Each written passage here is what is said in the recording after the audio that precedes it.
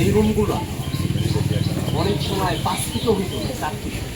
মানে এখন ওই মানে তো 5 ফিট অন্তত একটা মানুষ, তাই না? একেবারে লম্বায় শুকিয়েও যায়, তারপরে তো তার 5 ফিটের জায়গা দরকার। ওই রুমগুলো এত ছোট যে রুমগুলোতে 4 ফিটের রুম,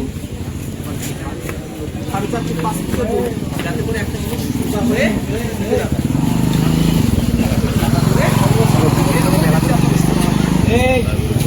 আমরা সামনের বাংলাদেশ দেখতে চাই।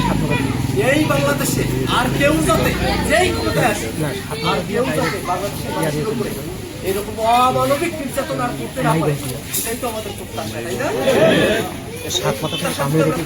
চাই আমাদের এমন মানুষদেরকে খুঁজে বের করতে হবে, এমন মানুষদেরকে সাথে নিয়ে চলতে হবে যে মানুষেরা বাংলাদেশে স্বচ্ছতার ভিত্তিতে, জবাবদিহিতার ভিত্তিতে বাংলাদেশে একটা নতুন শাসন কাঠামো বাংলাদেশ উপহার করবে।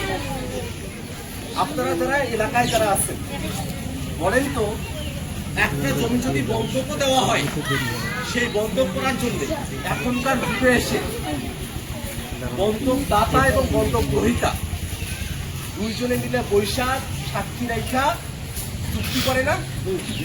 ওই চুক্তির মধ্যে অনেকগুলো জিনিস লেখা থাকে যে এই জিনিসগুলার বাইরে কেউ যাবে না। এইরকম একটা চুক্তি হইল রাষ্ট্র, সরকার এবং জনগণের মধ্যে একটা চুক্তির নাম হইল একটা সংবিধান।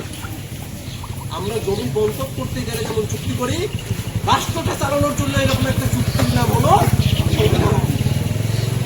জমি বন্ধকি দলিলের মধ্যে যেমন লেখা থাকে যে কতদিন পরে এই জমি বন্ধকিটা ছুটবে, কি কি প্রক্রিয়ায় ছুটবে, নিজের মধ্যে যেমন লেখা থাকে ওইরকম সংবিধানের মধ্যে লেখা থাকে কোন প্রক্রিয়ার মধ্যে দিয়ে একটা সরকার গঠন হবে এবং সে সরকার কেমন করে দেশটা চালাবে।